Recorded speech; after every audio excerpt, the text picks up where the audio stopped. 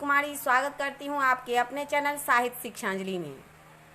आज मैं व्याकरण का बेसिक पढ़ाने जा रही हूँ और यह वीडियो का पार्ट 1 है। मैं आगे भी व्याकरण के वीडियो डालूंगी, तो चलिए शुरू करते हैं व्याकरण तथा उसके भेद के बारे में। व्याकरण की परिभाषा। व्याकरण वह विद्या है जिसके द्वारा हमें किसी भाषा का शुद्ध बोलना, लिखना एवं समझना आता है। चलिए एक उदाहरण लेते हैं। रामू लाने सब्जी गया बाजार। रामू सब्जी लाने बाजार गया। इन दोनों वाक्यों में कौन सही है? हम यह कैसे पता करेंगे कि कौन वाक्य सही है? तो इसका पता हमें व्याकरण की मदद से चलता है कि कौन सा वाक्य सही है। व्याकरण स्वयं भाषा के नियम नहीं बनाता। एक भाषाभाषी समाज के लोग भाषा के जिस रूप का प्रयोग करते हैं उसी को आधार मानकर व्याकरण व्याकरणिक नियमों को निर्धारित करता है। अतः हम कह सकते हैं कि व्याकरण स्वयं नियम नहीं बनाता है। व्याकरण उस शास्त्र को कहते हैं जिसमें किसी भाषा के शुद्ध रूप का ज्ञान कराने वाले नियम बनाए गए हों। आशा करती हूँ आप लोग समझ गए होंगे। कुछ उदाहरण देखें, नीचे कुछ उदाहरण दिया गया है। पहला उदाहरण है राम हंसती है और दूसरा उदाहरण है हम सभी जाएगा। इसमें अशुद्धियां हैं मित्रों। यहाँ राम हंसती है नहीं होगा, यहाँ होगा राम हंसता है। और दूसरा है हम सभी जाएगा, यहाँ हम सभी जाएगा नहीं होकर के होगा हम सभी जाएंगे। तो दूसरा उदाहरण गलत है और ये अशुद्धियां क्रिया संबंधी है। सब्जी श्याम लाने गया बाजार। इसका सही होगा श्याम सब्जी लाने बाजार गया। और इस वाक्य से अर्थ स्पष्ट नहीं होता। सब्जी श्याम लाने गया बाजार, इस वाक्य से कोई अर्थ ही नहीं निकलता है, क्योंकि इस वाक्य में कर्ता, कर्म तथा कारक निश्चित स्थान पर नहीं है। इसीलिए इस वाक्य का कोई अर्थ नहीं निकलता और इस वाक्य का सही अर्थ होगा श्याम सब्जी लाने बाजार गया। व्याकरण तथा उनके अंग की तरफ चलते हैं। भाषा के मुख्य रूप से 4 अंग होते हैं, जो हैं वर्ण, शब्द, पद और वाक्य। मित्रों, इसी कारण से व्याकरण के मुख्य रूप से 4 भेद होते हैं। पहला है वर्ण विचार, दूसरा शब्द विचार, तीसरा पद विचार, चौथा वाक्य विचार। अब चलते हैं पहले भेद वर्ण विचार की तरफ। वर्ण विचार को वर्ण विचार या अक्षर भी कहा जाता है। भाषा की वह छोटी ध्वनि या इकाई जिसके खंड या टुकड़े नहीं किए जा सके उन्हें हम वर्ण विचार या अक्षर कहते हैं। जैसे अ, ब, म, क, ल, प आदि। अब मित्रों, आप लोग जानते होंगे कि हिंदी भाषा में कुल कितने वर्ण हैं हिंदी वर्णमाला में? तो हिंदी वर्णमाला में कुल वर्णों की संख्या 52 है और इन्हीं वर्णों के समूह को हम लोग क्या कहते हैं? वर्णमाला कहते हैं। इन्हीं वर्णों के समूह को वर्णमाला कहा जाता है। अब चलते हैं व्याकरण के दूसरे भेद शब्द विचार की तरफ। शब्द विचार की परिभाषा। वर्णों के उस मूल को शब्द कहते हैं जिसका कुछ अर्थ होता है, जैसे नयन, चिड़िया, हाथी, घोड़ा, भोजन, पानी इत्यादि। अब मित्रों देखिए, नयन का अर्थ होता है आँख, आप लोग जानते होंगे। चिड़िया का अर्थ होता है पक्षी, हाथी का अर्थ गज, घोड़ा का अश्व। इसी तरह ऐसे शब्दों का मेल जिसका कुछ सार्थक अर्थ हो, उसका अर्थ निकले, ऐसा मेल नहीं जिसका अर्थ न निकले। जैसे प, म, क, पमक, तो इसका कोई अर्थ निकलेगा? ये तो शब्दों का मेल हो गया, लेकिन इसका कोई सही अर्थ नहीं निकल पाया। तो हम लोग ये ध्यान देंगे कि वर्णों के उस मेल को शब्द कहते हैं जिसका कुछ सार्थक अर्थ निकले, सही अर्थ निकले, जैसे भोजन, पानी इत्यादि।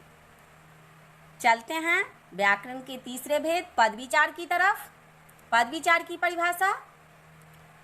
पद विचार में क्या होता है मित्रों कि इसमें पद भेद, पद का रूपांतर तथा उनका प्रयोग हम कैसे करेंगे इत्यादि पर विचार किया जाता है। और पद विचार जो होता है वह सार्थक वर्ण समूह शब्द कहलाता है। इससे क्वेश्चन भी बन जाएंगे कि पद विचार क्या कहलाता है, तो पद विचार सार्थक वर्ण समूह शब्द कहलाता है।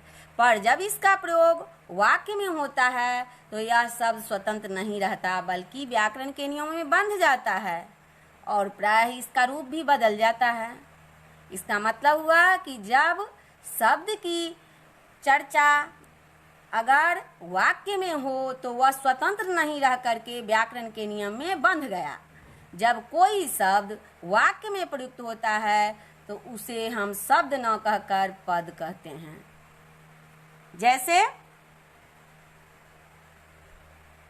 हमारे पास कुछ शब्द हैं, जैसे राम, आम, खाना इत्यादि, और यही शब्द जब कोई वाक्य बन जाएगा तो हम क्या कहेंगे, राम आम खाता है। यही शब्द तीनों को मिला के जब हम वाक्य बनाएंगे तो राम को मिला लेंगे, आम को मिला लेंगे और खाना को मिला लेंगे, तो राम आम खाता है।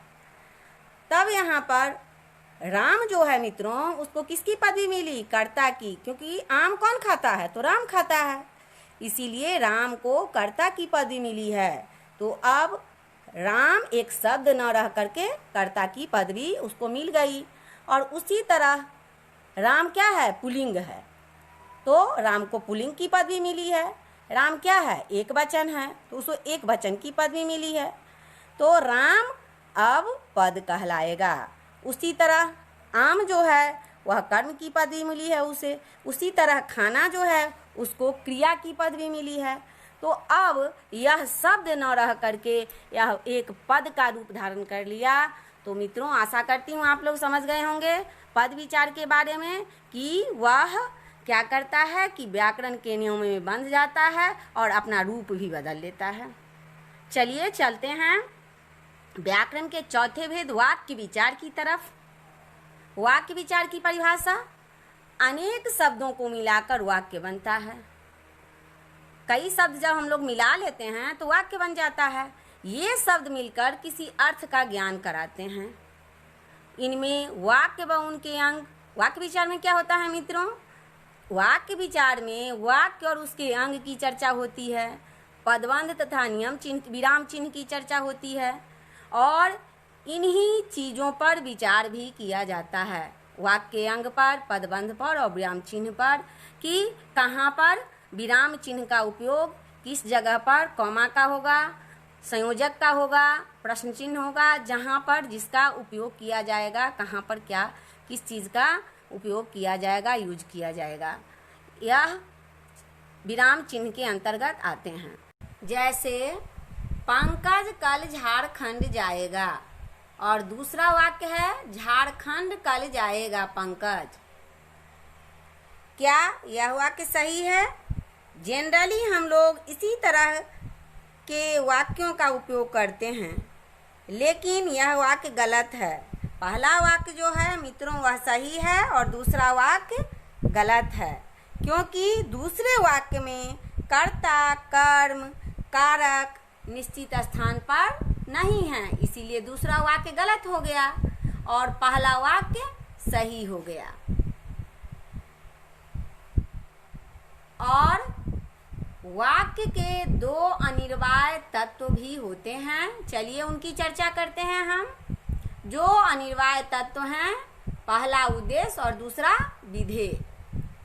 चलिए उद्देश्य के बारे में चर्चा करते हैं। जिसके बारे में बात की जाए उसे उद्देश्य कहते हैं और जो बात की जाए उसे विधेय कहते हैं। उदाहरण लेते हैं, मोहन प्रयाग में रहता है। मोहन कहाँ रहता है? प्रयाग में रहता है। तो इस वाक्य में उद्देश्य मोहन है और प्रयाग विधेय है। एक और उदाहरण लेते हैं, अंजलि समस्तीपुर में रहती है। इस वाक्य में किसके बारे में बात की जा रही है मित्रों? अंजलि के बारे में बात की जा रही है, तो अंजलि उद्देश्य हो जाएगा और उसी तरह समस्तीपुर जो एक शहर का नाम है वह विधेय हो जाएगा। और आशा करती हूँ आपको आज का टॉपिक समझ में आ गया होगा। अगर आपको कुछ डाउट्स हो तो कमेंट में लिखें और मैं कोशिश करूँगी कि कल तक मैं इसका पार्ट 2 प्रोवाइड कर दूँ, जिससे हम लोग डिटेल में वर्ण विचार को पढ़ेंगे। धन्यवाद। जय हिंद, जय भारत।